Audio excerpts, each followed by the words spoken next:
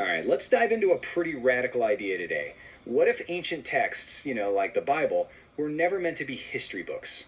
We're going to look at a source that sees them completely differently, as a practical, psychological guide for actually creating your own reality.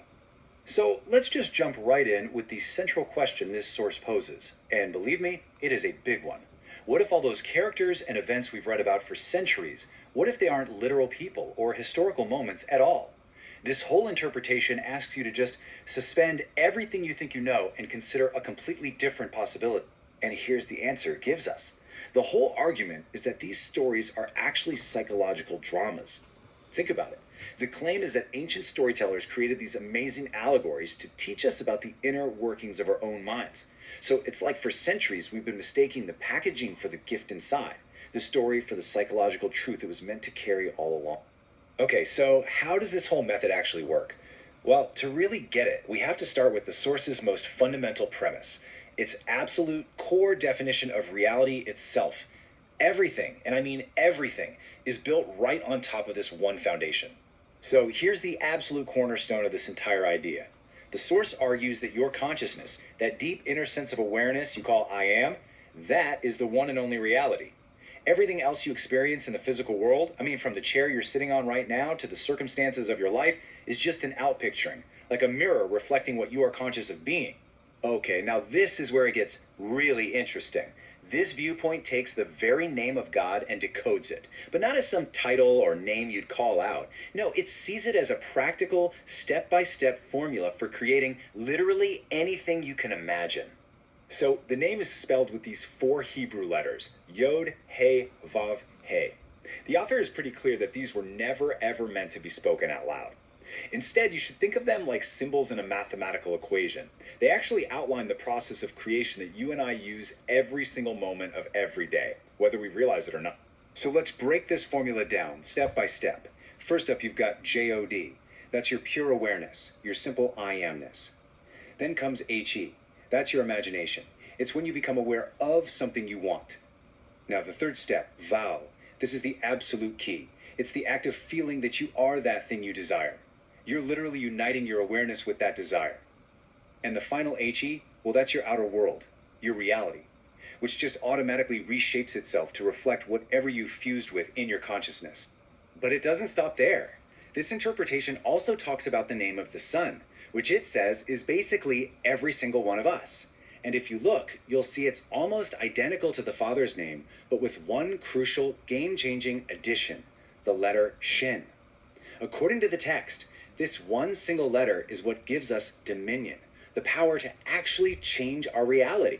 So what is Shin? It's symbolized as a tooth or a flame. And what does that mean? It represents the power that's inside you right now to consume, to devour, to completely detach from states you no longer want to experience. So if you've created something in your life through ignorance or just by mistake, this Shin is the mechanism that lets you let it go and create something brand new in its place. It's literally the engine of transformation. All right, so we've got the abstract framework down. Now let's see how this is applied to a really familiar story. This interpretation completely reimagines it as a detailed map for psychological change. And the story we're talking about is Isaac and his two sons, Jacob and Esau. Forget everything you thought you knew about it as history. In this view, this story is a step-by-step guide on how to supplant your current reality with the one you truly desire to have. Now get this. According to this view, all these characters, they're not out there somewhere. They exist inside you. Isaac, the father, represents your own awareness, which is blind to the outer world. It can only perceive reality through the sense of feeling. Then you have Esau, the hairy one. He represents your current objective world, the hard, rough facts of life you can touch and see. And finally, Jacob, the smooth-skinned one. Well, he's your subjective desire, that state you wish were real. So that famous deception in the story, it gets completely reinterpreted here. It's not about tricking another person at all. It's about you clothing yourself in the feeling of your wish being fulfilled so completely, so totally, that your own awareness, your inner Isaac, is convinced.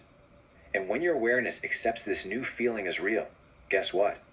It gives your desire, Jacob, the birthright. And that means it must then become your objective reality, pushing out your old state, Esau. Okay, that's the theory. So how do we actually apply this in practice? Well, the source boils all of this philosophy down into a simple, repeatable technique for consciously using this creative law. First things first, this view completely reframes the idea of prayer. It's not about begging or petitioning some outside force. No, you are the spring of action. A prayer being granted simply means you have successfully done something in consciousness that will now ripple out and change your world. The technique itself is actually pretty straightforward. Just 3 simple steps. 1. You have to define your objective. Know exactly what you want. Be specific. 2. Construct a short, simple event that would happen after your desire is fulfilled. Not the moment it happens, but something that follows it, like a friend shaking your hand and congratulating you. And 3rd, in a relaxed, almost sleepy state, you mentally feel yourself right there, in that scene. Now, let's get into the nitty-gritty, the keys to making this work. You have to make elsewhere feel like it's happening right here, and then feel like it's happening right now. You're not just watching a movie in your head, you are the main character in the scene. You're feeling the handshake, feeling the steps under your feet. The real trick is to loop this short action over and over again in a very relaxed state until it just takes on the tones of reality, until it feels real. And the final piece of the puzzle is maybe the most crucial of all.